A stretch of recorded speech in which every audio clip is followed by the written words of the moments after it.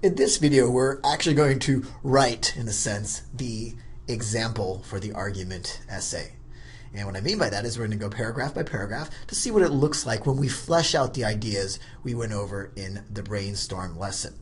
So first off, if we looked here, we have write the intro, which of course makes a lot of sense, followed by write the body and write the conclusion.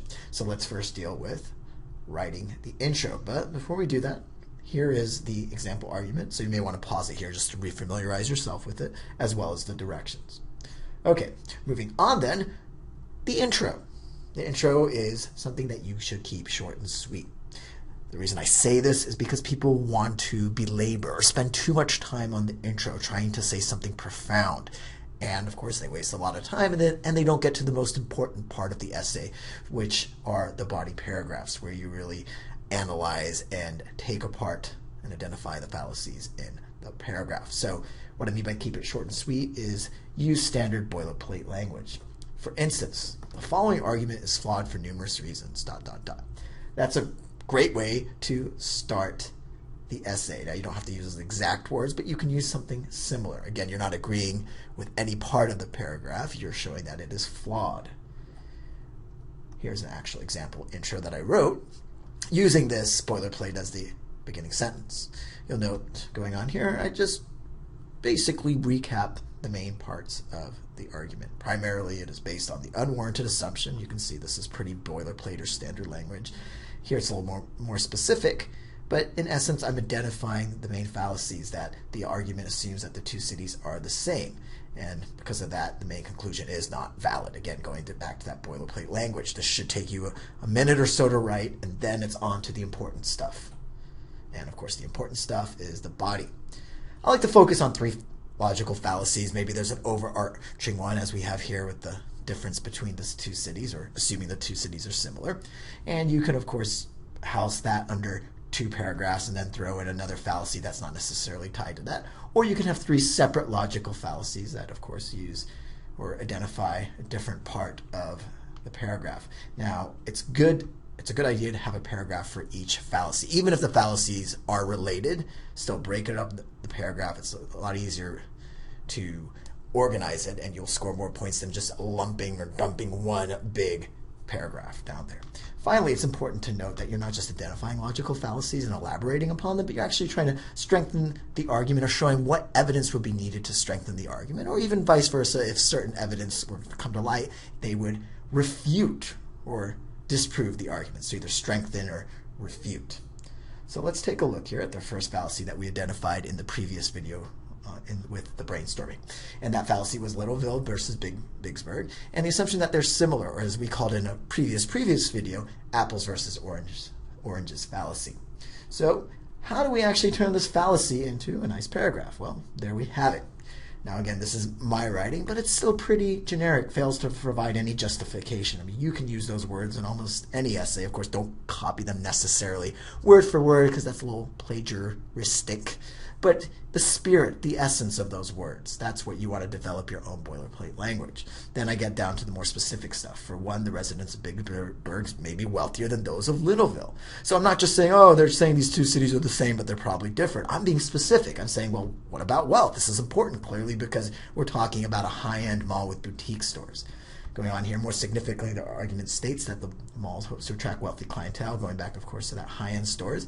And we show that if Littleville, in fact, is made up of middle or lower class people, then this assumption totally falls apart that, oh, all these wealthy customers are going to come shop there, because there really aren't that many wealthy customers in the area. Now you may think, oh, that's great. That's the end of that paragraph. While it's tempting, again, we want to go back to this idea of strengthening. What evidence would strengthen this argument? What do we need here?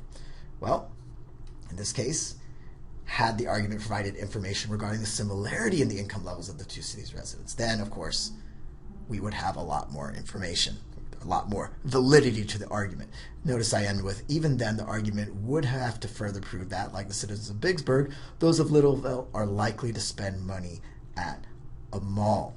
And so even if we assume, yes, there's evidence that, sure, Littleville's got plenty of rich people, are those rich people necessarily going to spend this money at this mall? And so again, showing some doubt even with this additional evidence. We shouldn't say, oh, we have this additional evidence, therefore it is completely 100% proven the argument. No, it's a question of it strengthens the argument, but there are still some reservations. Now the point is, after these 4 lines and the 7 or 8 lines that we had before, those should form one paragraph, one solid, convincing paragraph where you've shown that Littleville and Vicksburg are not necessarily similar. Now you can even write more and show how they could be different for another pertinent matter. I think in this case, wealth really just jumps out, and I don't think it's necessary for you to think of another reason they could be different, though there could be a reason. I think it's better to jump onto the next fallacy, which shows that that two things aren't alike, apples and oranges, but it doesn't focus on the cities so much as the actual districts or areas. But coming back to the point is that you can sometimes make this paragraph even longer if you can identify some other differences that you feel are important. So while this video should show you a general structure, don't feel you have to follow it exactly for every single prompt, because the prompts or the paragraphs differ a little bit. Now that said, let's go on to the second fallacy. As I mentioned a second ago, the apples versus oranges is now applying to a constructed zone outside the city versus a downtown district in a fashionable neighborhood. Two very different things, clearly. And so the way I flesh that out is as follows.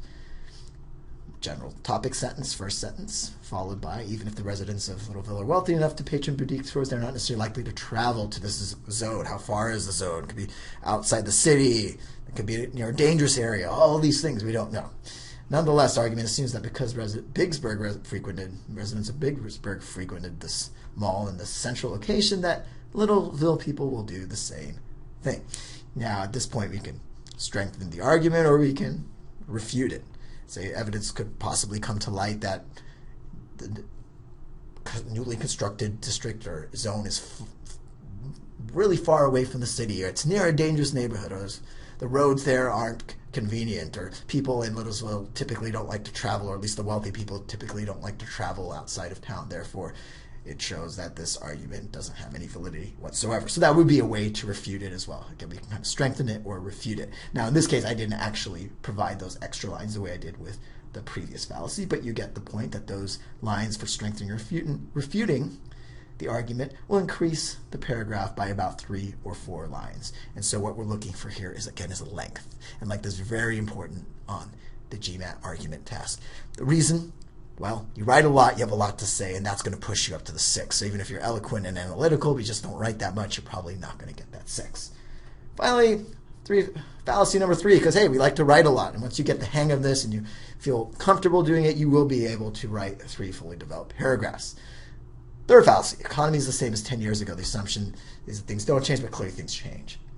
And so here, we have a quick little paragraph. Again, by this time, you may not have as much time to deal with stuff, so it's okay if the third body paragraph is a little bit shorter than the other ones.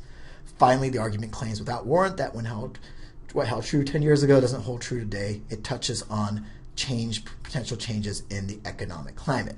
Of course, strengthening the argument, we could add something to the effect of, had the argument shown that the province in which these two cities are is doing the same economically, if not better, then it would strengthen the argument. Of course, without that, though, it's totally up in the air, and hence the argument is not valid. So that's really it. We've said the main stuff, and we get to the conclusion. The essay's basically done. You just want to keep the conclusion, like the intro, short and sweet. And I'm just going to give you a 1-sentence conclusion. You know why? Because that is a conclusion. You don't need something florid or even 3 or 4 sentences long. It just needs to wrap everything up the way that this sentence here does. Now, if you have a little bit more time, sure, you can write 1 more sentence, but there's absolutely no reason why your conclusion has to be longer than 2 sentences. So don't fret and sweat if you have a minute or so left and you haven't gotten to your conclusion. Something like this will definitely do the trick.